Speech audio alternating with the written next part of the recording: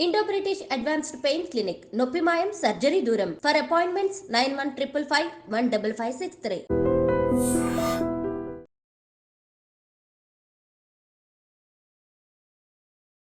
నమస్కారం, welcome to I dream. ధర్మ మార్గం విత్ విజిత కార్యక్రమానికి స్వాగతం.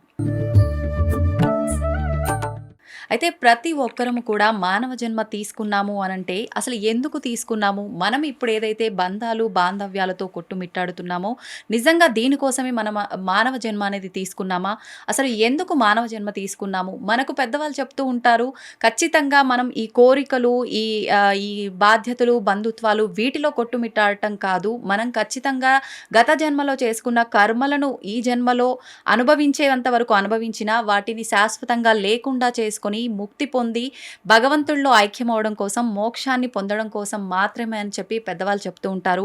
నిజంగా వీటన్నిటిలో ఎంతవరకు వాస్తవం అనేది ఉందో ఇప్పుడు ప్రభుజీతో మాట్లాడి తెలుసుకుందాం. ప్రస్తుతం మనతో పాటు ఉన్నారు ఇస్కాన్ టెంపుల్ నుంచి గౌరంగా దర్శన్ ప్రభుజీ గారు. ఇప్పుడు వారితో మాట్లాడి మరిన్ని విషయాలు తెలుసుకునే ప్రయత్నం చేద్దాం, మన సందేహాలన్నింటినీ కూడా నివృత్తి చేసుకునే ప్రయత్నం చేద్దాం.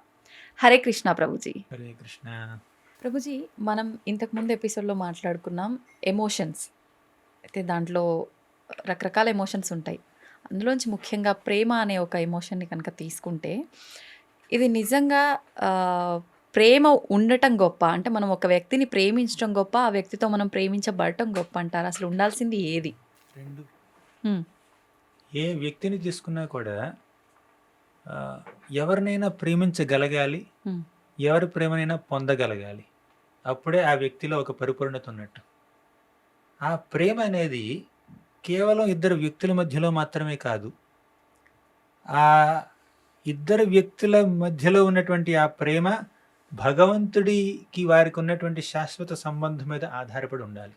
హ్మ్. ఇప్పుడు ఇక్కడ ఒక వ్యక్తి ఉన్నాడు, ఇక్కడ ఇంకో వ్యక్తి ఉన్నాడు. వీళ్ళిద్దరూ ఒకరినొకరు ఇష్టపడుతున్నారు, ప్రేమిస్తున్నారు. ఆ ప్రేమకి ఎన్నెన్నో కారణాలు ఉండొచ్చు. వీళ్ళ అందంగా ఉండొచ్చు, చదువు ఉండొచ్చు, డబ్బు ఉండొచ్చు, పేరు ఉండొచ్చు, ప్రతిష్ట ఉండొచ్చు, పరపతి ఉండొచ్చు, ఇంకేదో టాలెంటెడ్గా ఉండొచ్చు, స్కిల్స్ ఉండొచ్చు.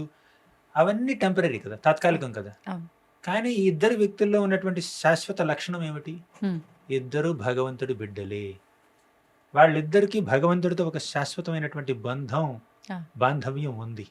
కృష్ణుడు అన్నాడు భగవద్గీతలో, మమైవాంశో జీవలోకే జీవభూత సనాతనః. ఈ సృష్టిలో ఉన్నటువంటి ప్రాణులందరూ హ్మ్. నా బిడ్డలే, నా అంశలే అని అన్నాడు. మనం ఎదుటి వ్యక్తిని ప్రేమించినప్పుడు కేవలం వారి యొక్క అందాన్ని, చదువుని, డబ్బుని, హోదాని చూసి మాత్రమే ప్రేమించకూడదండి. ఆ. వారు భగవంతుడి బిడ్డలు అన్న విషయాన్ని చూసి ప్రేమించాలి. అది నిజమైనటువంటి ప్రేమ. హ్మ్. వారికి భగవంతుడికి మధ్యలో ఉన్నటువంటి ఆ సంబంధాన్ని, శాశ్వతమైనటువంటి ఆ బంధుత్వాన్ని మనం గమనించి అలా ఎదుటి వ్యక్తిని ఒక ఆధ్యాత్మిక స్వరూపంగా, ఒక ఆత్మగా, భగవంతుడి బిడ్డగా, భగవంతుడికి భక్తుడిగానో భక్తురాలుగానో చూసి ప్రేమిస్తే అటువంటిది నిజమైనటువంటి ప్రేమ, అది శాశ్వతమైనటువంటి ప్రేమ. హ్మ్. ఇక ప్రేమకి ఇంకేదైనా కారణం ఉందనుకోండి, మీరు ఆంధ్ర నుంచి, నేను ఆంధ్ర నుంచి కాబట్టి ప్రేమ ఉంది, ప్రాంతీయ అభిమానం అంటారు దాన్ని. మీరు మెటలర్జీ డిపార్ట్మెంట్లో బీటెక్ చేశారు, నేను కూడా అలాగే చేశాను, హ్మ్. డిపార్ట్మెంట్ ప్రేమది. మీరు ఆ కంపెనీలో వర్క్ చేస్తున్నారు, నేను అదే కంపెనీలో జాబ్ చేస్తున్నాను, హ్మ్. అంటే అది ఒక రకమైనటువంటి ప్రేమ. సో ప్రేమకి ఎన్నెన్నో కారణాలు ఉండొచ్చు, అవును. అవి చాలా భౌతిక కారణాలు కావచ్చు. హ్మ్. కానీ ఒక స్పిరిచువల్ రీజన్తో ప్రేమిస్తే, ఇతడు భగవంతుడి బిడ్డని ప్రేమిస్తే అది నిజమైనటువంటి ప్రేమ. హ్మ్. ఆ ప్రేమకి తారతమ్యాలు లేదు. ఆ. ఈ ప్రపంచంలో, ఈ సృష్టిలో ఉన్నటువంటి ప్రతి వ్యక్తి భగవంతుడి బిడ్డ కాబట్టి ఒక భక్తుడికి ప్రతి వ్యక్తి మీద ప్రేమ ఉంటుంది, హ్మ్. అభిమానం ఉంటుంది, దయా కరుణ ఉంటాయి. అది నిజమైనటువంటి ప్రేమ. ఆ. ఈరోజు డబ్బు ఉందని ప్రేమిస్తారు, రేపు అవును. పేదవాడైతే ప్రేమ పోతుంది. ఈరోజు అందం ఉందని ప్రేమిస్తారు, అందం పోతుంది, ముసలితనం వస్తుంది, అప్పుడు ప్రేమ పోయినట్ట. కాబట్టి మనం భౌతిక పరంగా ఏ కారణాల వల్ల ప్రేమించిన ఏ వ్యక్తినైనా హ్మ్. అది టెంపరరీ లవ్, ఓకే. అది తాత్కాలికమైనటువంటి ప్రేమ. హ్మ్. కానీ వారికి భగవంతుడికి మధ్యలో ఉన్నటువంటి ఆ సంబంధాన్ని గుర్తించి, వారిని ఆత్మగా గుర్తించి అప్పుడు ప్రేమిస్తే, వాళ్ళు జంతువులైనా, పక్షులైనా, మనుషులైనా, భారతీయులైనా, అమెరికా వాళ్ళైనా, హ్మ్. ఎవరైనా కూడా ఒక భక్తుడు, ఆధ్యాత్మిక జీవనంలో పరిపక్వత చెందినటువంటి భక్తుడు వారందరినీ ప్రేమిస్తాడు. హ్మ్. అది కొంతమంది కుటుంబ సభ్యులను ప్రేమిస్తారు. అవును. ఒక తల్లి తన బిడ్డని ప్రేమించినంతగా ఎదుటి పక్కింట్లో ఉన్న బిడ్డని ప్రేమించలేదు. అంటే బాధ్యత కరెక్టే. ఉంటుంది. కాకపోతే తన హ్మ్. పిల్లలపై ఎక్కువగా ఉంటుంది. ఎక్కువగా ఉంటుంది. హ్మ్. తన పిల్లల క్రమశిక్షణ లేకపోయినా, అందంగా లేకపోయినా, చదువు లేకపోయినా, పక్కింటి వారు ఇంకా చదువుకున్నా, అందంగా ఉన్నా, క్రమశిక్షణతో ఉన్నా, హ్మ్. ఆహ్, స్వీట్‌గా ఉన్నా, క్యూట్‌గా ఉన్నా, అవును. తన బిడ్డ మీద ఎక్కువ ప్రేమ ఉంటుంది. ఎందుకంటే కరెక్ట్. ఆ ప్రేమ తన మీద ఉంది గాబట్టి. హ్మ్. నా బిడ్డలు, నా బిడ్డలు. అవును. బిడ్డలు అందరూ బిడ్డలే. అవును. కానీ నా బిడ్డలు కాబట్టి ప్రేమ ఇక్కడ ఎక్కువ. అంటే బాధ్యత అది మనం ఒప్పుకుంటాం. కాకపోతే చాలా సార్లు ఏంటంటే ఈ ప్రపంచంలో ప్రేమ అనేది కేవలం సెల్ఫ్ సెంటర్‌గా ఉంటుంది. హ్మ్. హ్మ్. కానీ దాని నుంచి మనం కొంచెం బయటపడాలి. అది మన యొక్క విజన్‌ని కొంచెం బ్రాడెన్ చేయాలి. హ్మ్. అంటే ఆహ్, ఇప్పుడు ఆధ్యాత్మిక జీవనంలో లేని వాళ్ళు వారి యొక్క ఆ చిన్న కుటుంబం గానీ, డిస్ట్రిక్ట్ గానీ, దేశం గానీ అదే అంతా అనుకుంటారు. కానీ ఆధ్యాత్మిక జీవనం చేసేవాళ్ళు, గడిపేవాళ్ళు అందరూ భగవంతుడి బిడ్డలే. ఇదంతా భగవంతుడి సృష్టే హ్మ్. అని అన్నింటినీ అందరినీ ప్రేమించగలుగుతారు. అది ఆధ్యాత్మిక పరమైనటువంటి ప్రేమకి, భౌతిక ప్రేమకి ఉన్నటువంటి వ్యత్యాసం. హ్మ్. ఎవరిని ద్వేషించరు. ద్వేషించారు. అయితే ప్రభుజీ చాలామంది అంటే మనుషుల విషయానికే వస్తే ఇప్పుడు చూస్తున్నాం. అంటే వయసుతో సంబంధం లేకుండా ప్రేమలని చెప్పి అంటున్నారు. అదంతా పక్కన పెడితే హ్మ్. అసలు ప్రేమ అని చెప్పడం వరకే మాటలకే పరిమితమై ఉంటుంది కానీ వ్యక్తపరిచే విషయానికొస్తే మాత్రం అసలు ప్రేమ అనేది ఎక్కడా కనిపించదు.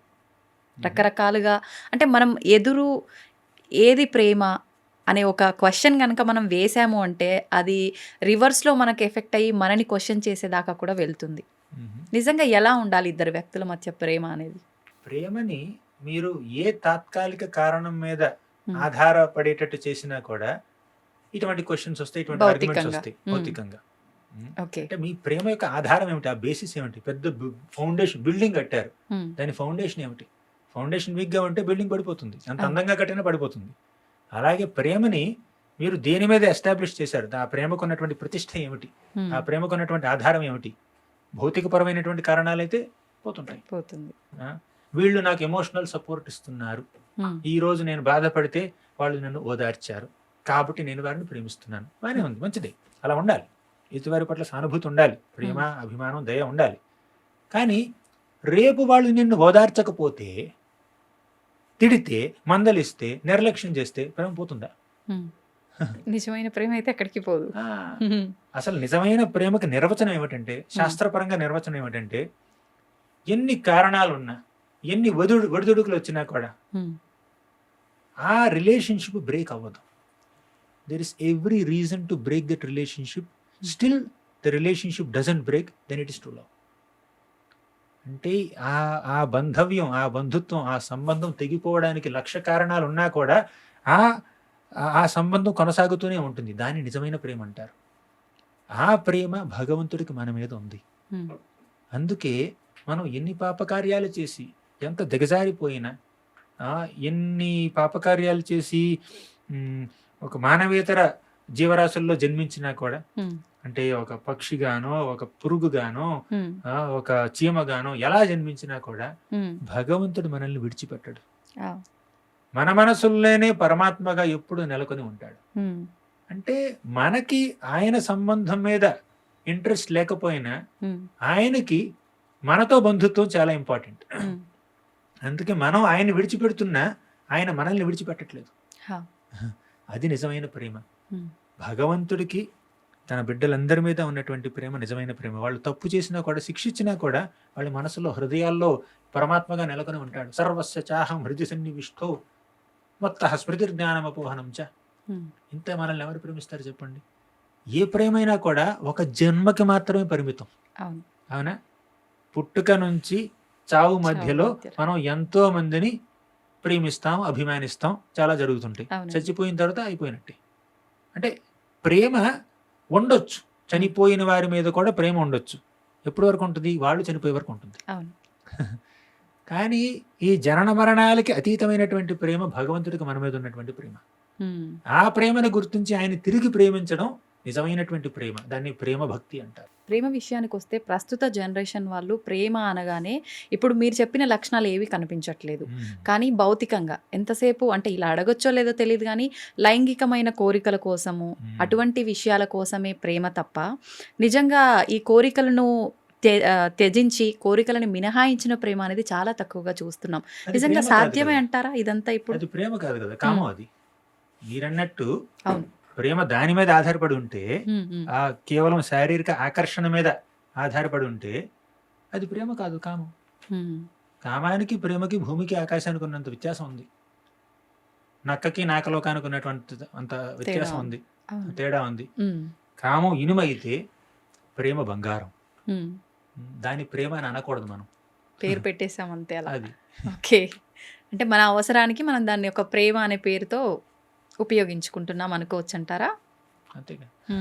పుట్టుక మరణం రెండూ శాశ్వతం కాదు, తాత్కాలికం అని తెలిసినా కూడా మానవులుగా పుట్టిన ప్రతి ఒక్కరం కూడా మరణము అనగానే చాలా భయపడిపోతుంటాం. ఉమ్. అసలు ఎంత పెద్దవాళ్ళైనా సరే ఎవరైనా మరణము అనగానే అమ్మో ఇంక చనిపోబోతున్నామా, మా మనవరాలు ఇంకా పెళ్ళి ఇంకా అవ్వలేదు. ఇలా ఉంటాయి. ఇంకా కొన్ని కోరికలు మిగిలిపోయాయి, ఆ, అలా చూడాలనుకున్నాం, ఇలా చూడాలనుకున్నాం. ఎందుకని అంటే మరణం అనగానే అంత భయపడాల్సిన అవసరం ఉందా? లేదంటే మరొక జన్మకి ఇది మళ్ళీ ప్రారంభం ఇవ్వబోతున్నాము అనే ఒక ఆనందం ఉండాలంటారా? మరణాన్ని ఏ రకంగా తీసుకోవాలి మనం?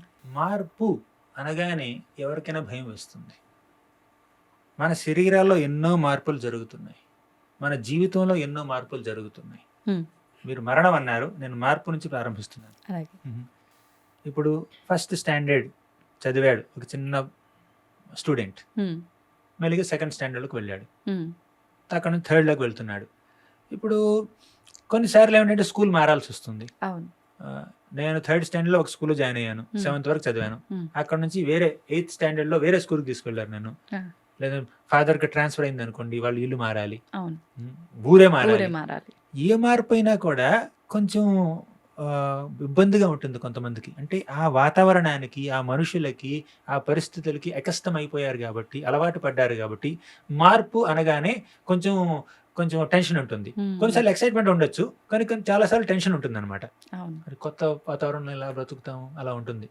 ఇప్పుడు పిల్లలు ఒక కాలేజ్కి వచ్చే వరకు ఇంట్లో ఉంటారు, Hmm. అక్కడ హాస్టల్లో జాయిన్ చేయాల్సి వస్తుంది, ఇంట్లో కొంచెం అదుర్దా ఉంటుంది, అవును. మార్పు అనగానే భయం ఉంటుంది. Hmm. ఇలా మార్పులు చాలా చూస్తూ ఉంటాం మన జీవితంలో కలిగే ఆఖరి మార్పు Hmm. మరణం. జీవితం అంటే అది శాశ్వత జీవితం అనట్లేదు నేను ఇక్కడ. అవును. పుట్టుక నుంచి చావు మధ్యలో ఉండే ఆ సమయాన్ని జీవితం అంటున్నాం మనం ప్రస్తుతం, Hmm. ఈ జీవితం. కానీ ఆత్మకి చాలా పెద్ద జీవితం ఉంది, Hmm.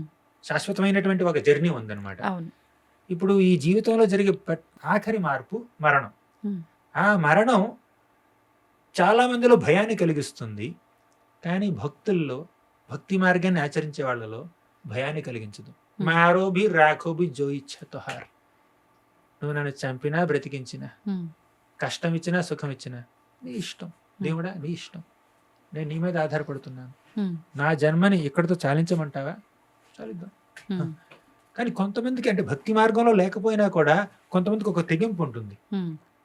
పట్టుదల ఉంటుంది, ఇది సాధించాలని పట్టుదల ఉంటుంది. అవును. ఈ లక్ష్యాన్ని సాధించడంలో చంపడానికైనా చావడానికైనా సిద్ధమని కొంతమంది అంటుంటారు. వాళ్ళకి భయం ఉండదు.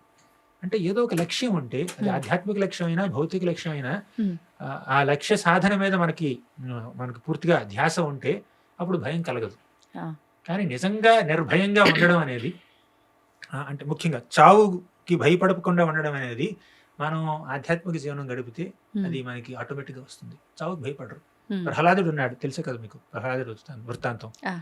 తన కన్న తండ్రి హిరణ్యకశిపుడు ప్రహ్లాదుడిని చంపడానికి ఎన్నో విధాలుగా Hmm. ప్రయత్నించాడు, కానీ 5 ఏళ్ల బాలుడు ప్రహ్లాదుడికి ఇసుమంతైనా కూడా భయం లేదు. అవును. ఎందుకు?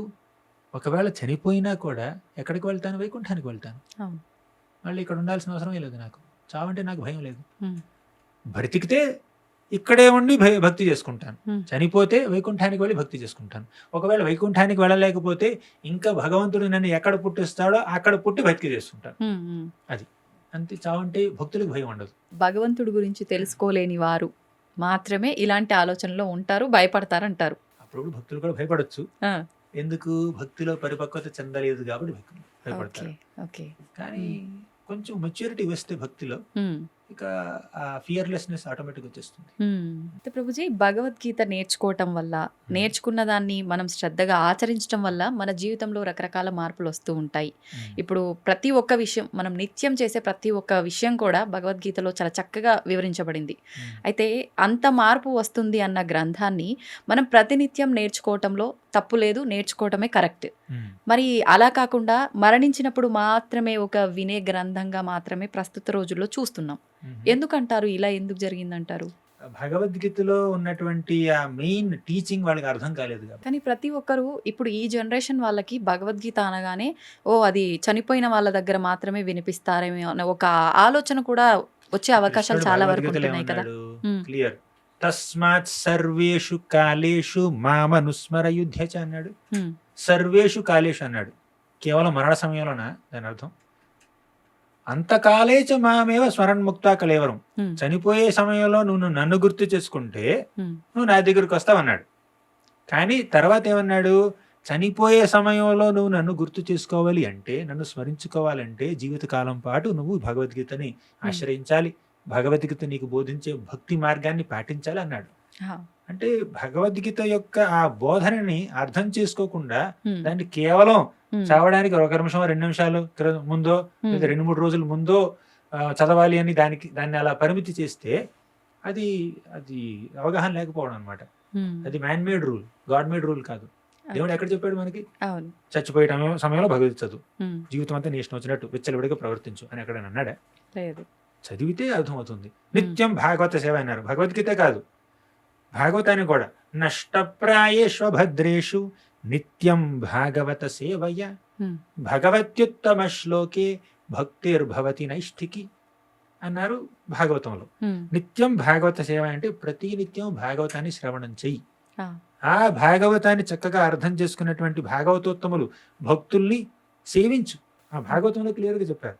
సో భాగవతం అయినా భగవద్గీత అయినా ఇక భక్తి మార్గంలో ఏ అంశమైనా కూడా ప్రతినిత్యం చేయాలని చెప్పారే గాని దాన్ని కేవలం జీవితంలో ఆఖరి రోజులకు మాత్రమే పరిమితం చేయమని అక్కడ చెప్పలేదు.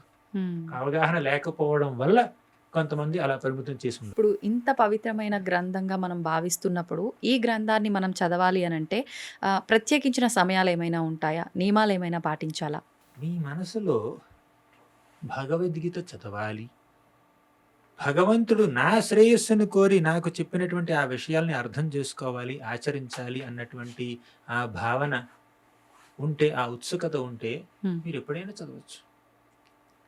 కాకపోతే పొద్దున్నే చదివితే చక్కగా అర్థం చేసుకోవచ్చు, రాత్రిపూట చదివితే నిద్ర వస్తుంది అనమాట. అంటే ప్రాక్టికల్గా మీరు ఎప్పుడు ఏకాగ్రతతో చదవగలుగుతారో ఆ టైంను మీరు చూస్ చేసుకోండి. మీ షెడ్యూల్లో మీకు ఎప్పుడు టైం ఉంటుందో దాన్ని మీరు చూస్ చేసుకోండి. కాకపోతే దానికి నియమాలంటూ ఏం లేవు. ఎప్పుడైనా చదవచ్చు, ఎవరైనా ఎప్పుడైనా చదవచ్చు. ప్రభుజీ చాలా మంది ఏ పని చేసినా కూడా, ఎంత హార్డ్ వర్క్ చేసినా, ఎంత కష్టపడ్డా కూడా ఒక గుర్తింపే లేదు. అంటే భగవంతుడు నాకు ఏ రకంగా కూడా సహాయపడట్లేడు, నేను అంటే ఎందుకు చెయ్యాలి, ఇంత తపన పడుతున్నా ఏదో చేయాలని చెప్పి, ఇంత కష్టపడుతున్నా అంటే కష్టం చేస్తే ఖచ్చితంగా ప్రతిఫలం ఉంటుందంటారు కదా. మరి నేను ఇంత చేసినా నాకు ఎందుకు ప్రతిఫలం రావట్లేదు అని అనుకుంటారు. అలా అనుకున్న వాళ్ళు కొంతమంది భగవంతుని నమ్ముకొని ఉంటారు, కొంతమంది భగవంతుడిని అంటే మనం రకరకాల రూపాలతో దేవుళ్ళని ఆరాధిస్తాం కదా, దేవుణ్ణే మార్చేస్తుంటారు ఏకంగా. ఈయనను పూజిస్తే నేను అనుకున్నది జరగలేదు, మరొకరిని పూజిస్తా అని చెప్పి ఇలా మార్చేస్తుంటారు. ఇది కరెక్ట్ పద్ధతి అంటారా? మీరు అనుకున్నది జరిగేలా చేయడం అదొకటే ఆయన పని, పని లేదు ఆయనకి. కానీ మేము అదే ఆలోచనలో ఉంటున్నాం కదా. అది ప్రాబ్లం మనలో, ఆయనలో కాదు ప్రాబ్లం అది. అంటే మీరు అనుకున్నది జరగాలి, అనుకున్నది జరిగేటట్టు చేస్తే ఇన్నా దేవుడు, లేకపోతే ఇన్నా దేవుడు కదా వేరే దేవుడు అన్నారనుకోండి, మీరు దేవుణ్ణి మీ సేవకుడిగా మీరు వాడుకుంటున్నారు. మీ ఎక్స్పెక్టేషన్, మీ అంచనాలకు తగ్గట్టు ఆయన ప్రవర్తించాలి. అలా ప్రవర్తించకపోతే నేను ఆయన రిజెక్ట్ చేస్తాను, తిరస్కరిస్తాను, నువ్వు దేవుడు కాదంటాను. అంటే దేవుడు మీరు ఆయనే. మనం దేవుడా, ఆయన దేవుడా? ఆయన అంచనాల ప్రకారం, ఆయన బోధనల ప్రకారం మనల్ని మనం మలుచుకోవాలి. కానీ మీ అంచనాల ప్రకారం ఆయన మలుచుకోవాలంటే దేవుడు మీరే, ఆయన వేరేనట, ఆయన అయినట. సో ధర్మంతో సాక్షాత్ భగవత్ ప్రణీతం. ధర్మం అంటే భగవంతుడు ఏం చెప్పాడో అది ధర్మం. భగవంతుడు మనకిచ్చినటువంటి ఆ బోధనల్ని, మన కోసం అందించినటువంటి ఆ భక్తి మార్గాన్ని ఆచరించడం మన బాధ్యత. దానికి ఆయన ఎలా ప్రతిస్పందిస్తాడో, ఎప్పుడు ప్రతిస్పందిస్తాడో అది ఆయన ఇష్టం. కృష్ణుడు క్లియర్గా చెప్పేశాడు, కర్మణ్యేవాధికారస్తే మా ఫలేషు కదాచన మా కర్మఫల హేతుర్భుర్మాతే సంగోస్త్వ కర్మణి. నీ యొక్క విద్యుక్త ధర్మాల్ని నువ్వు నిర్వహించు, ఉమ్, ప్రతిఫలాన్ని ఆశించొద్దు. అసలు ప్రతిఫలం నీ చేతుల్లో లేదు. పని చేయడం నీ చేతిలో ఉంది, ఎగ్జామ్ రాయడం నీ చేతిలో ఉంది, రిజల్ట్స్ నీ చేతిలో లేవు. అవును. ఎగ్జామ్కి ప్రిపేర్ అవ్వడం నీ చేతిలో ఉంది, క్వశ్చన్ పేపర్ నీ చేతిలో లేదు. అవును. అలా మనం భగవంతుడు ఇలాగే ప్రవర్తించాలి, నా కష్టాలను ఇలాగే తీర్చాలి, నేను ఏ ర్యాంక్ కోరుకుంటే ఆ ర్యాంకే రావాలి, అప్పుడే నేను 11 కొబ్బరికాయలు కొడతాను, ఉమ్, 13 ప్రదక్షిణాలు చేస్తాను అంటే బిజినెస్ చేస్తున్నారు మీరు భగవంతుడితో. భగవంతుడితో మనం చేయాల్సింది బిజినెస్ డీల్ కాదండి, ఉమ్, ఉమ్, ప్రేమ. భగవంతుడిని ప్రేమించాలి, ఆయనకి మన మీద ప్రేమ ఉంది అని గుర్తించాలి, ఆ ప్రేమకు ప్రతిస్పందిస్తూ సేవించాలి. ఇది భక్తి. కానీ ఉమ్, నేను ఇలా అనుకున్నాను, నాకు కారు కావాలి, 2025 నెల కల్లా నాకు కారు కావాలి, కారు రాకపోతే దేవుడు లేనట్టు. ఉమ్, మీరు డిసైడ్ చేయడం ఏంటి? మీరు ఆయన ఉన్నాడన్నా లేడన్నా, ఉమ్, ఆయనకి శక్తి ఉందన్నా లేదన్నా, ఆయన ఉంటాడు, ఆయనకి శక్తి ఉంటుంది. ఉమ్, మీ అభిప్రాయం మీద ఆయన అస్తిత్వం ఆధారపడి లేదు. హా, కృష్ణుడు క్లియర్గా చెప్పేశాడు, నాహం ప్రకాశ సర్వస్య యోగ మాయా సమావృత మూఢోయం నాభిజానాతి. అంటే నేను అందరికీ నన్ను నేను వ్యక్తపరచుకోవాల్సినటువంటి అవసరం లేదు, ఉమ్, నన్ను నేను ప్రూవ్ చేసుకోవాల్సిన అవసరం లేదు. లైక్లు ఇవ్వండి, ఫాలోలు చేయండి, కమెంట్లు పెట్టండి అని అడుక్కోవాల్సిన అవసరం నాకు లేదు. భగవంతుడికి చాలా మంది ఫ్యాన్స్ ఉన్నారు, అవును. ఆయన లైక్ చేసేవాళ్ళు, లవ్ చేసేవాళ్ళు చాలా మంది ఉన్నారు. అవును. కమెంట్లు అంటే ఆయనకి ప్రార్థన చేసేవాళ్ళు, ఆయన స్తుతించేవాళ్ళు చాలా మంది ఉన్నారు, మహాభక్తులు ఉన్నారు. అవును. వాళ్ళకి బద్ధ జీవులు నన్ను ఇలా పూజించాలి అని ఆయన ఎక్స్పెక్ట్ చేయట్లేదు. ఆయన పూజిస్తే అది మనకు బెనిఫిట్, ఆయనకు బెనిఫిట్ కాదు. ఉమ్, నాకు బెనిఫిట్ వస్తేనే పూజిస్తానన్నారు అనుకోండి, బిజినెస్ చేస్తున్నట్టు అనమాట. ఉమ్. కాబట్టి దేవుడితో బిజినెస్ చేయకుండా భక్తి చేద్దాం. ప్రభుజీ, కొంతమంది నిత్య జీవితంలో మాట్లాడుకుంటూ ఉంటారు, ఏం చేసినా ఎలా ఉన్నా వారు అలా ఉన్నారు, మేము ఇలా ఉన్నాము అనుకుంటుంటారు. మళ్ళీ వాళ్ళ తలరాత బాగుంది, వాళ్ళు అలా ఉన్నారు, నా తలరాత బాగాలేదు, నేను ఇలా ఉన్నాను. లేదంటే అదృష్టం, వాళ్ళకి అదృష్టం ఉంది కలిసి వస్తుంది, నాకు అదృష్టం లేదు కాబట్టి కలిసి రావట్లేదు అని మాట్లాడుతుంటారు. నిజంగా ఈ తలరాత, ఈ అదృష్టము ఇలాంటివన్నీ నిజంగా ఉన్నాయా, నమ్మచ్చా, ఒక మూఢనమ్మకంగా కొట్టి పారేయొచ్చా? మంచి ప్రశ్న. తలరాత, అదృష్టం, ఇంకేంటి ప్రారంధ కర్మ, ప్రారంధం, ఇవన్నీ చాలామంది ఎందుకంటుంటారంటే ఉమ్, వారు అనుభవిస్తున్నటువంటి ఆ కష్టాలకి ఇంకొకరిని బాధ్యులు చేయాలని చూస్తున్నారు వాళ్ళు. ఉమ్. ఎలా? నేను కష్టపడుతున్నాను, ఆ, దేవుడు నాకు ఇలా తలరాత రాశాడు కాబట్టి కష్టపడుతున్నాను, ఆ, కాబట్టి నా కష్టానికి బాధ్యుడు ఆయన. తప్పు ఆయన మీదకు తోసేస్తున్నారు. అవును. అవును. నేను చాలా నిజాయితీగా ప్రవర్తిస్తున్నాను, నేను ఏ తప్పు చేయలేదు, కానీ వీడు నన్ను బాధిస్తున్నాడు అని అని కష్టం అంతా ఆళ్ళ మీద తోసేస్తాం. ఉమ్, ఎవరు కష్టాలని కోరుకోరు, కొంతమంది కోరుకుంటారేమో. జనరల్గా సాధారణంగా చూస్తే ఎవరు కష్టాలని కోరుకోరు, కొని తెచ్చుకోరు. ఉమ్, కానీ కష్టం వస్తుంది, దానంతట అదే వస్తుంది. ఉమ్, కష్టం వస్తే కష్టాన్ని వీళ్ళు ఇష్టపడట్లేదు కాబట్టి ఈ కష్టం నా వల్ల నాకు రాలేదు, ఇంకొకరి వల్ల వచ్చింది అని వేరే వారి మీద ఆ నిందని తోసేస్తుంటారు. ఆ మనస్తత్వం అందరిలోనూ ఉంటుంది. ఉంది. కొంతమంది దేవుడి మీద తోస్తుంటారు, కొంతమంది ఇతర వ్యక్తుల మీద తోస్తుంటారు. అది కొంతమంది కష్టం వచ్చింది కాబట్టి దేవుడే లేడు అంటుంటారు, అవును. కొంతమంది నాస్తికులు అవుతూ ఉంటారు. కానీ వివేకవంతులు, బుద్ధిమంతులు ఏమనుకుంటారంటే, ఉమ్, నాకు ఈ కష్టం వచ్చింది కాబట్టి నేను ఎక్కడో ఏదో తప్పు చేసి ఉంటాను. అది ఈ రోజు చేసి ఉండకపోవచ్చు, నిన్న చేసి ఉండొచ్చు, లేదా 10 రోజుల క్రితం చేసి ఉండొచ్చు, 10 జన్మల క్రితం చేసి ఉండొచ్చు. ఉమ్, చేసిన ప్రతి తప్పుకి వెంటనే ఫలితం రాదండి. ఈ రోజు తప్పు చేస్తే ఈ రోజే రిజల్ట్ రావాలని రూల్ లేదు. మీరు ఈ రోజు చేసిన తప్పుకి 10 ఏళ్ల తర్వాత అనుభవించవచ్చు, ఉమ్, కానీ చేసిన తప్పుకి ప్రతిఫలం అనుభవించాల్సిందే. అది ఈ పెద్దవాళ్ళు, దేవతలు ఉంటారు కదా, వాళ్ళందరి యొక్క నిర్ణయం మేరకు ఎప్పుడు ఏ సమయంలో ఎలా ఎవరి ద్వారా మనకి కష్టం కలుగుతుందో ఉమ్, వాళ్ళు అరేంజ్ చేస్తారు. ఒక క్రిమినల్ యాక్టివిటీ చేస్తే జడ్జి ఫలానా రోజున తీర్పు ఇస్తాడు, వాడిని శిక్షిస్తారనమాట. అలాగే పైన మెయిన్ జడ్జిలు ఉన్నారు, ఉమ్, పెద్దవాళ్ళు, దేవతలు, భగవంతుడు ఉన్నారు, పరమాత్మ, యమధర్మరాజు, ఉమ్, వాళ్ళందరూ ఉన్నారు. మనకి ఎలా శిక్ష దొరకాలో అలా శిక్ష ఇస్తారనమాట. దాన్ని మనం డెస్టినీ అంటాం, ఉమ్. ఫేట్ అంటాం. మీరు అన్నట్టు అదృష్టం అని, తలరాత. ఇంకేమంటారు, తలరాత అంటాం. తలరాత ఆయన రాసినట్టు కాదండి. ఉమ్, ఆయన తలరాత ఎలా రాస్తాడు? మన ప్రవర్తన బట్టి మనం చేసినటువంటి పనుల్ని ఆధారం చేసుకుని అప్పుడు రాస్తాడనమాట. ఇప్పుడు జడ్జి రాస్తున్నాడు తల రాత, తల తీసేయాలని రాస్తున్నాడు తల తీసేయాలని తల రాత రాస్తున్నాడు. కానీ తల తీసేయాలి అని తల రాత ఎందుకు రాశాడు? తప్పు చేశాడు కాబట్టి, అంత మహాపరాధం చేశాడు కాబట్టి అటువంటి శిక్ష లభించింది అనమాట. కాబట్టి నేను చేసిన పని యొక్క ఫలితాన్ని నేను అనుభవిస్తున్నాను అని వాళ్ళు అనుకోవాలి. నేను చేసినటువంటి ఆ పాపకార్యం యొక్క ఫలితం నాకు వీరి ద్వారా వస్తుంది, వీరి నుంచి రావట్లేదు. Through them, not from them. అలా మనం అటువంటి అవగాహన మనకుంటే అప్పుడు మనం దేవుణ్ణి నిందించం, దేవుణ్ణి మార్చం. దేవుణ్ణి మాత్రమే మారవారని చెప్పండి. దేవుడే, మనం మారాలి. ఓకే, అంటే ఇప్పుడు ఈ తలరాత అదృష్టం అనేది ఉంది. అయితే ఈ తలరాతని కూడా మనం చేసే కొన్ని పనుల వల్ల మార్చేయొచ్చు, తిరగరాయొచ్చు అని చెప్తుంటారు. ఎలాంటి పనులు అవి? ఇప్పుడు అల్టిమేట్ గా చెప్పాలంటే ఆధ్యాత్మిక మార్గాన్ని అవలంబిస్తే, భక్తి మార్గాన్ని కనుక మీరు పాటిస్తే తలరాత మారుతుంది, డెస్టినీ మారుతుంది. ఒక చిన్న కథ చెప్తాను వినండి. ఇక్ష్వాకు మహారాజ్ తెలుసు కదా మీకు?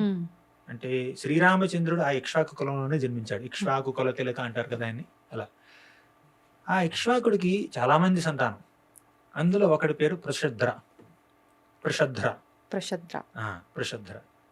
ఆయన గోరక్షణ చేసేవాడు, కో ప్రొటెక్షన్. ఆయన గోశాలకి ఇన్ఛార్జ్ అనమాట. ఒకరోజు రాత్రి పూట ఒక పులి వచ్చింది ఆవుల్ని తినడానికి. ఈ ఆవులన్నీ కొంచెం భయపడి ఏడ్చాయి. అది రాత్రిపూట, చీకటి సమయం, అక్కడ వెలుతురు లేదు.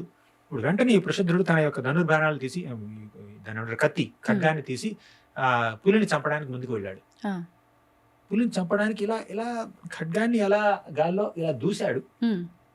కాకపోతే చీకటి వల్ల పులిని చంపకుండా ఆవుని చంపాడు, గోహత్య చేశాడు తెలియకుండా. చీకట్లో కనపడకపోవడం వల్ల ఆవు చనిపోయింది. ఆ పులి యొక్క ఒక చిన్న చెవి మాత్రం, చెవికి దెబ్బ తగిలింది, చెవి కోసుకుంది, పులి పారిపోయింది. ఇదంతా ఇక్ష్వాకు కులానికి రాజైన గురువు అయినటువంటి వశిష్ఠుడికి తెలిసింది. ఈ వశిష్ఠ మహాముని, నువ్వు గోహత్య చేశావు, నువ్వు శూద్రుడిగా పుట్టాలి అని చెప్పి నేను శపిస్తున్నాను అన్నాడు. వచ్చే జన్మలో నువ్వు శూద్రుడివై పుట్టాలి అని శపించాడు గోహత్య చేసినందుకు.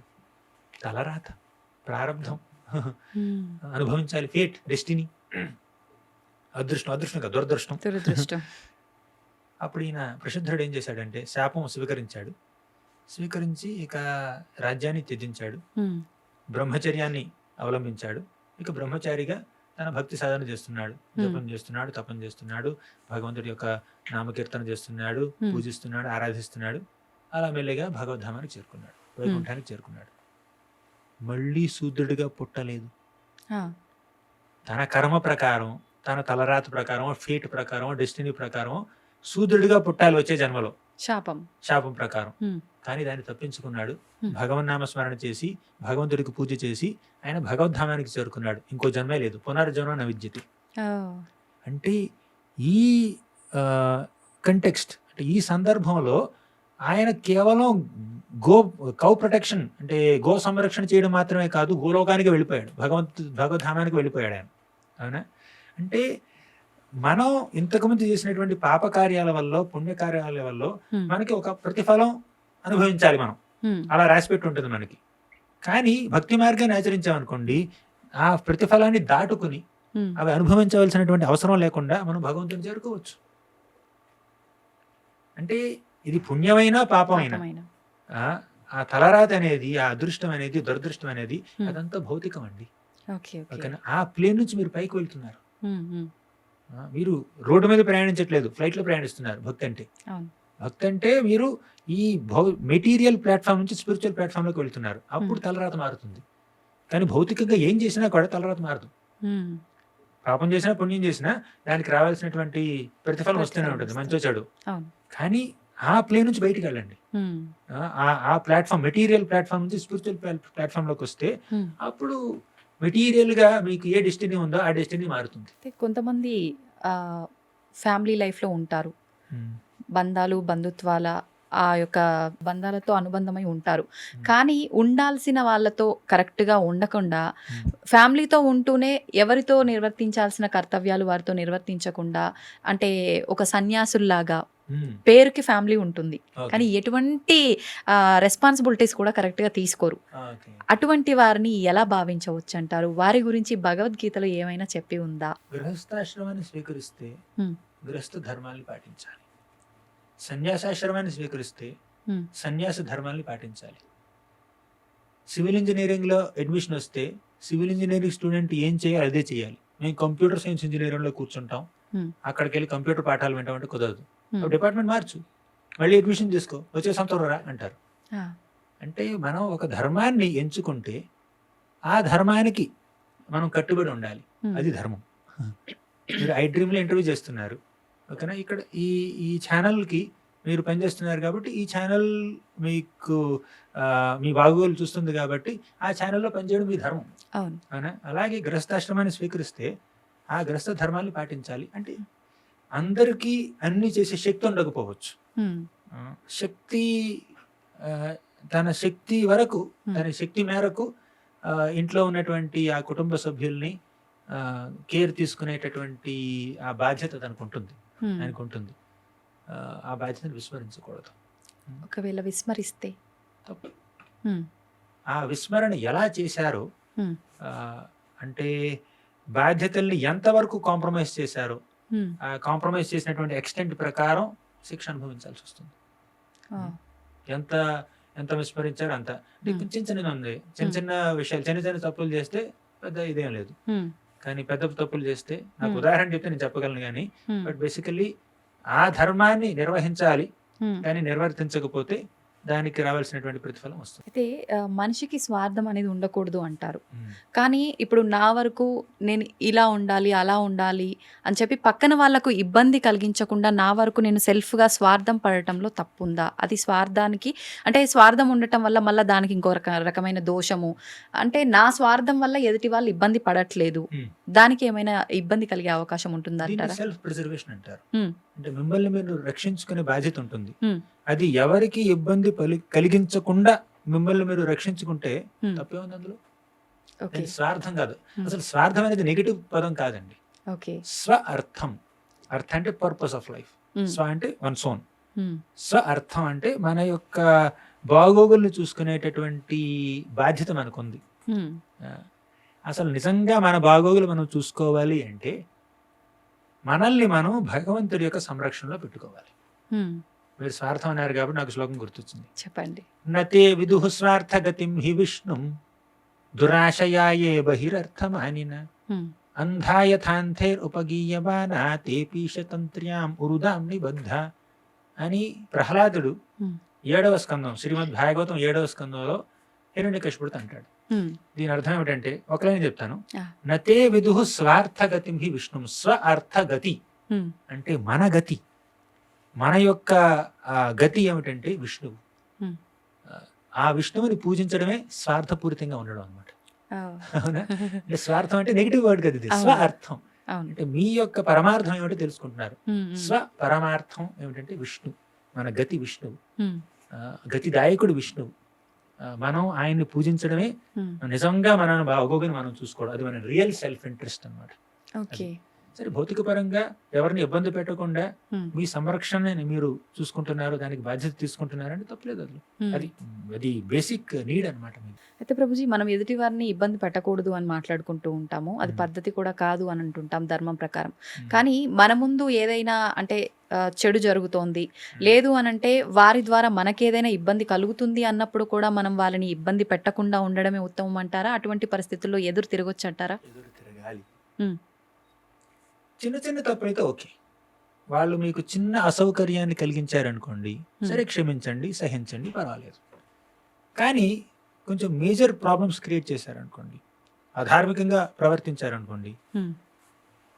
వాళ్ళని నియంత్రించే శక్తి మీకుందనుకోండి, హా. మిమ్మల్ని సంరక్షించుకోవాల్సినటువంటి బాధ్యత, మీ వారిని సంరక్షించుకోవాల్సినటువంటి బాధ్యత మీకుందనుకోండి, హ్మ్. దాన్ని విస్మరిస్తే, విరక్తి పేరు చెప్పి, వైరాగ్యం పేరు చెప్పి దాన్ని విస్మరిస్తే తప్పవుతుంది. ఓకే. అదే భగవద్గీత యొక్క బేసిక్ లెసన్ అది. హ్మ్. ఇప్పుడు అర్జునుడు ఏమన్నాడు? నేను యుద్ధం చెయ్యను. దుర్యోధనుడు, దుశ్శాసనుడు, కర్ణుడు, శకుని వీళ్ళందరూ ఉమ్, పాండవుల్ని, ద్రౌపదిని ఎన్నో విధాలుగా బాధించారు. అయినా కూడా వీళ్ళు నా కుటుంబ సభ్యులు కాబట్టి నేను వారితో యుద్ధం చేయను అన్నాడు ఉమ్, మన అర్జునుడు.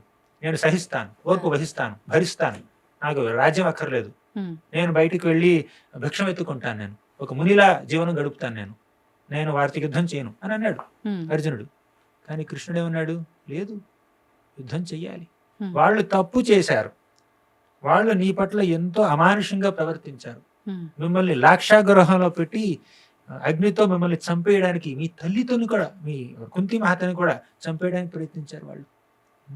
మీ భార్యని వాళ్ళు అవమానించారు ఉమ్, అంతమందిలో, మీ యొక్క రాజ్యాన్ని వాళ్ళు దోచుకున్నారు, మీరు వనవాసం చేస్తున్నా కూడా మిమ్మల్ని ఇబ్బంది పెట్టడానికి ఎన్నో విధాలుగా ప్రవర్తించారు. చాలా కథలు ఉన్నాయి. ఉమ్, ఒకసారి దుర్యోధనుడు దుర్వాసమును విసుగొల్పాడు. ఆ, అక్షయ పాత్ర వాళ్ళకి ఎంతో ఆహారాన్ని ఇస్తుంది, పాండవులకి తెలిసే ఉంటుంది మీకు.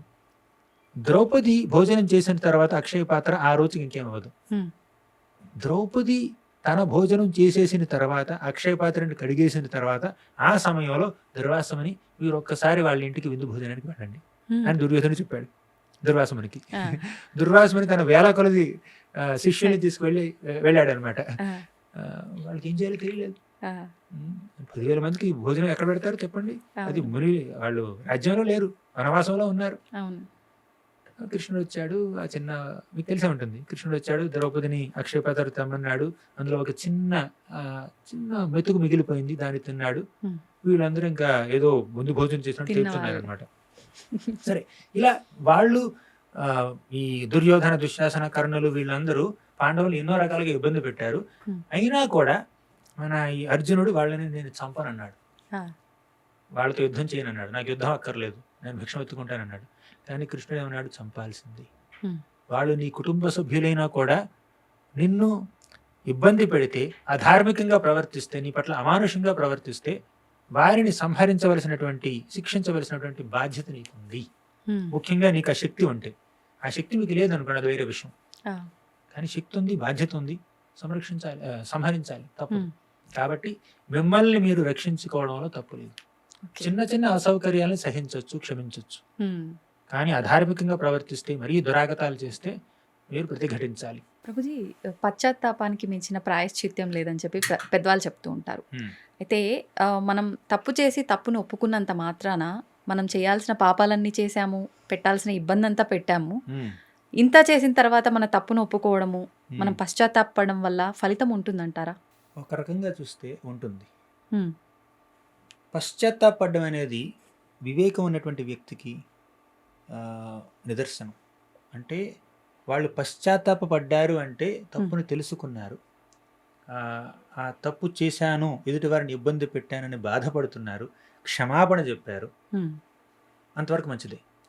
కానీ కేవలం రిచువలిస్టిక్గా, ఫార్మాలిటీగా తప్పు చేశాను, తప్పు తెలుసుకున్నాను, ఉమ్, తప్పును ఒప్పుకున్నాను, సారీ చెప్పాను, క్షమించమని అడిగాను, అక్కడితో బాధ్యత అయిపోలేదు. మళ్ళీ అదే తప్పుని చెయ్యకుండా ఉండడానికి ప్రయత్నించాలి. అవును. అది నిజమైనటువంటి పశ్చాత్తాపం. ఉమ్, పశ్చాత్తాప పడిన తర్వాత మళ్ళీ అదే తప్పు చేశారనుకోండి, ఈ పశ్చాత్తాపం నిజమైన పశ్చాత్తాపం కాదండి. అదేదో ముసలి కన్నీరు కార్చడం అంటారు చూడండి, అవును. ఆ రకంగా అనుకోవచ్చు. ఉమ్, అంటే పశ్చాత్తాపం వల్ల, అంటే జెన్యూన్ రిపెంటెన్స్, పశ్చాత్తాపం అనేటటువంటి ఈ అగ్నిలో ఉమ్, చేసిన పాపాలని దహించుకుపోతాయి, ఓకే, అది నిజంగా పశ్చాత్తాపం అయితే. ఉమ్, కానీ అది నిజమైన పశ్చాత్తాపం అనడానికి ప్రూఫ్ ఏంటి, నిరూపణ ఏమిటి? ఉమ్, మళ్ళీ అదే తప్పుని చేయకుండా ఉండడం, అట్లీస్ట్ చేయకుండా ఉండాలని ప్రయత్నించడం. ఓకే, ప్రయత్నించి 1-2 సార్లు తప్పు జరుగుతుంది, తర్వాత ఇక మళ్ళీ ఆ తప్పు చేయడం అనమాట. ఉమ్, అంటే ఆ తప్పు మళ్ళీ చెయ్యకూడదు అన్నటువంటి భావన ఉండాలి, ఆలోచన రావాలి. ప్రయత్నం ఉండాలి, ఆ తప్పు చేయకుండా ఉండగలగాలి. అవును. ఇంకోసారి ఒక మాటలో ఒక ఉదాహరణ చెప్పాలంటే, ఇంద్రుడు ఉన్నాడు, ఉమ్, మీకు తెలిసే ఉంటుంది. ఇంద్ర పూజని కృష్ణుడు ఆపేశాడు. ఆ, గోవర్ధన గిరిని ఎత్తాడు, తెలుసు కదా. అవును. అంటే ఈ బృందావన వాసులందరూ ఇంద్ర పూజ చేస్తున్నారు, ఉమ్, కానీ ఇంద్రుడి మనసులో గర్వం ఉందని కృష్ణుడు తెలుసుకుని, ఉమ్, పరమాత్మ కదా, తెలుసు కదా ఇంద్రుడి మనసులో ఎలా ఉంది భావన అని, ఇంద్రుడు గర్వపడుతున్నాడు, వీళ్ళందరూ ఆయన పూజిస్తున్నారని చెప్పి ఆయనలో అహంకారం పెరిగిపోతుంది ఉమ్, అని ఇంద్ర పూజను ఆపేసి గోవర్ధన పూజ ప్రారంభించాడు. ఉమ్, అప్పుడు ఇంద్రుడు కోపం వచ్చింది, ఇంద్రుడు మహాకుంభవృష్టి కురిపించాడు. ఉమ్, ఆ కుంభవృష్టిలో వృందావన వాసులందరినీ సంహరించాలని ప్రయత్నించాడు. హ్మ్. అప్పుడు కృష్ణుడు గోవర్ధన పర్వతాన్ని ఎత్తి తన చిటికిన వేలి మీద ఆ గోవర్ధన పర్వతాన్ని 7 రాత్రులు 7 పగళ్ళు అలా నిలిపాడు. Hmm. అలా వారం రోజుల పాటు అలా ఆయన గోవర్ధన పర్వతాన్ని ఎత్తితే Hmm. ఈ వారం రోజులు ఇంద్రుడు కుంభవృష్టి కురిపిస్తూనే ఉన్నాడు. ఆ, ఆ తర్వాత ఇంద్రుడికి కాస్త బుద్ధి వచ్చింది.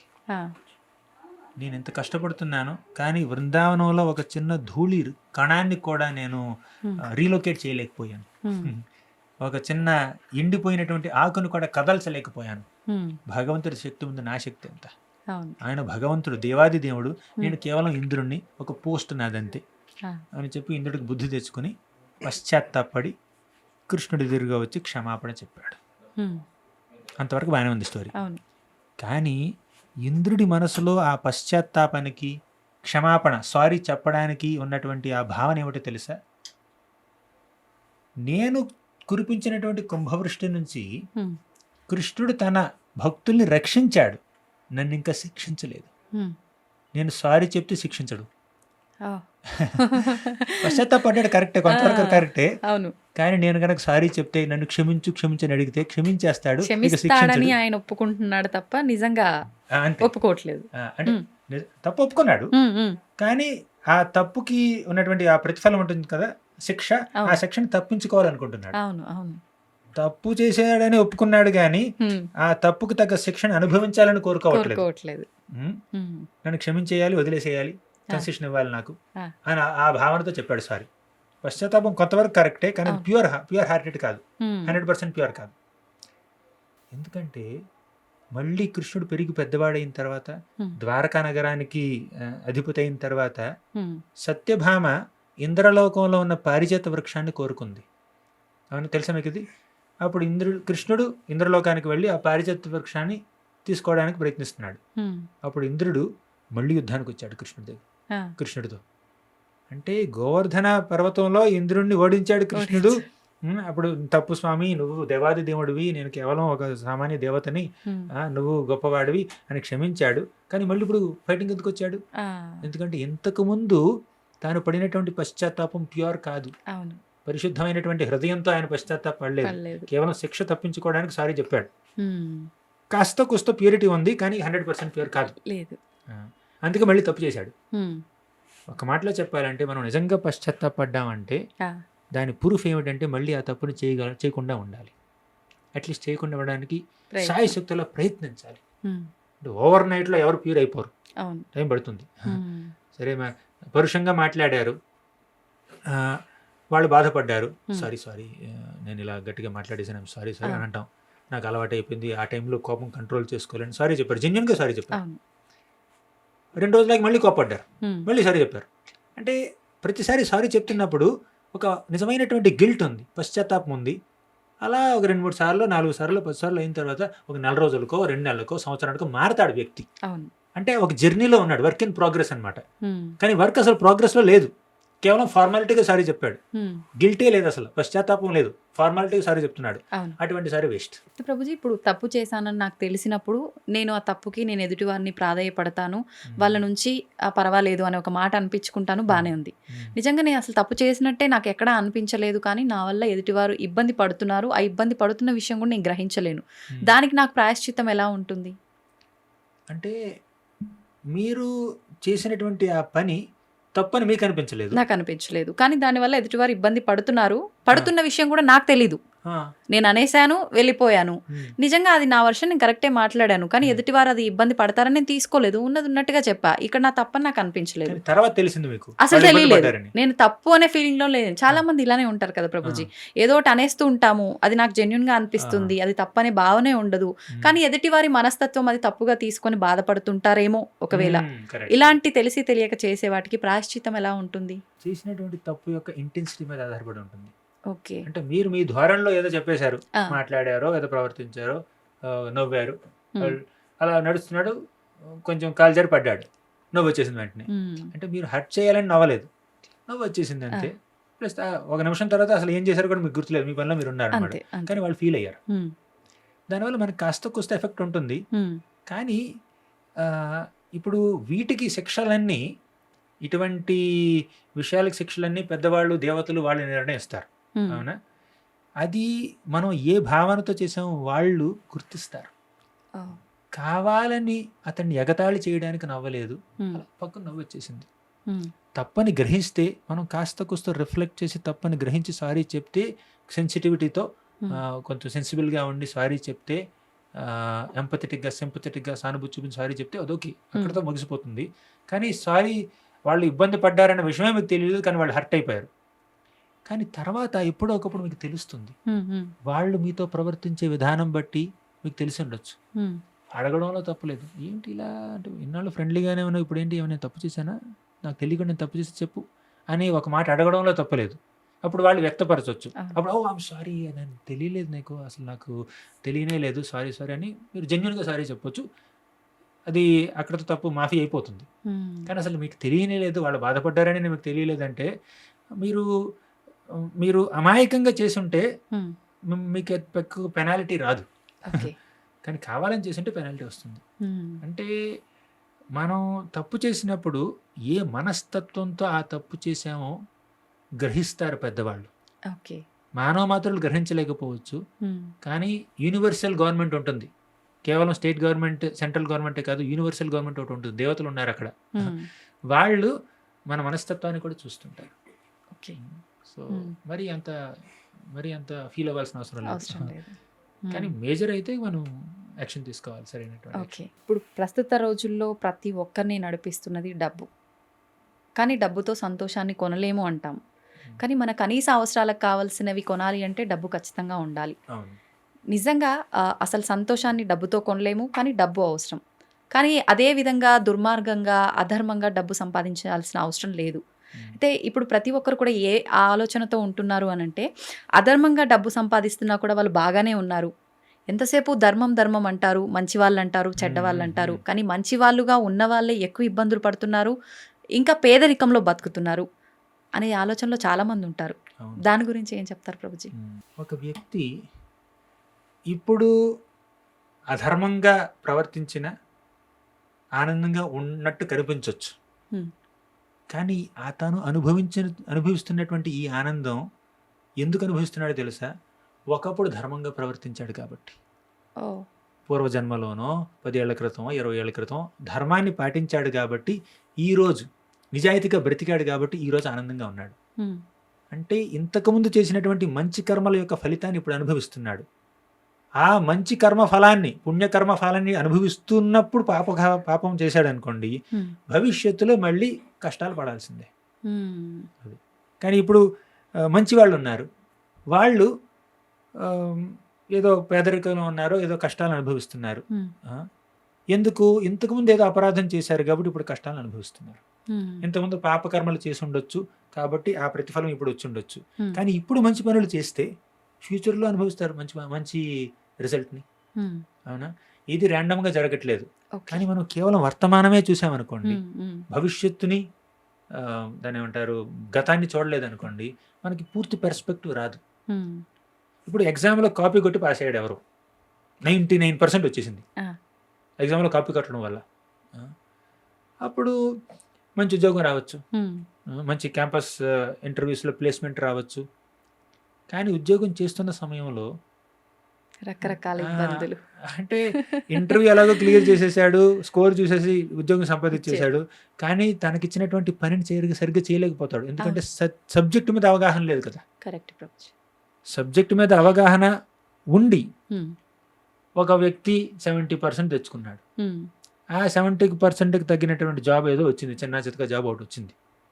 దాంతో చేస్తున్నాడు. హ్మ్. సబ్జెక్ట్ ఇంకా పెరగొచ్చు. అవును. తర్వాత మంచి జాబ్ రావచ్చు. ఇంకా కెరీర్‌లో ఇంకా ప్రోగ్రెస్ అవ్వచ్చు. ఎందుకంటే యాక్చువల్ సబ్జెక్ట్ ఉంది. అట్‌లీస్ట్ 70% సబ్జెక్ట్ ఉంది కాబట్టి. అవును. కానీ వాడికి 99% సబ్జెక్ట్ లేదు. హ్మ్. కానీ సర్టిఫికేట్‌లో మాత్రం 99% ఉంది. ఆ సర్టిఫికేట్ పెట్టుకొని ఒక మంచి ఉద్యోగం సంపాదించేశాడు. హ్మ్. కానీ అంత జ్ఞానం లేదు కాబట్టి అవును. దిగజారిపోతాడు కెరీర్‌లో. అదంతా భవిష్యత్తులో జరుగుతుంది. హ్మ్. 5 ఏళ్ల తర్వాత జరగొచ్చు, 10 ఏళ్ల తర్వాత జరగొచ్చు. కానీ చేసిన తప్పుకి ప్రతిఫలం ఖచ్చితంగా అనుభవించాలి. ఓకే. చేసిన మంచి పనికి మంచి రిజల్ట్ ఖచ్చితంగా వస్తుంది ఏదో ఒక రోజులో. హ్మ్. హ్యూమన్ మేనేజ్మెంట్‌లో ఫ్లాస్ ఉండొచ్చు. తప్పులుండొచ్చు. కానీ కాస్మిక్ మేనేజ్మెంట్‌లో ఎటువంటి తప్పులుండవు. భగవంతుడి లెక్కలు కరెక్ట్‌గా అది. ఉంటాయి. ఆయన లెక్కలు కరెక్ట్‌గా ఉంటాయి. మన లెక్కలు తప్పవచ్చు. తప్పవుతాయి. అది. ఓకే. అయితే ప్రభుజీ ఇప్పుడు ధనికులు, పేదవాళ్ళు హ్మ్.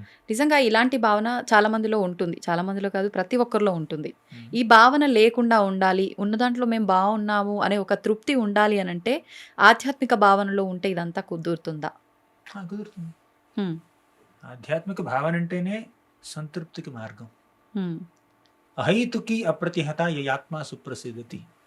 ఎటువంటి ప్రతిఫలాన్ని ఆశించకుండా ఆధ్యాత్మిక జీవనం గడిపే వారికి, భగవంతుడి సేవ చేసేవారికి హ్మ్.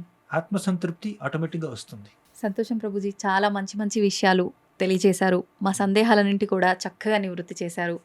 Hare Krishna. Hare Krishna. Thank you very much. మంచి మంచి ప్రశ్నలు అడిగారు. Thank you Prabhuji. ధన్యవాదాలు. శాస్త్రంలో ఉన్నటువంటి చక్కటి విషయాల్ని చర్చించే అవకాశాన్ని కల్పించారు మీ యొక్క ప్రశ్నల ద్వారా. Thank you.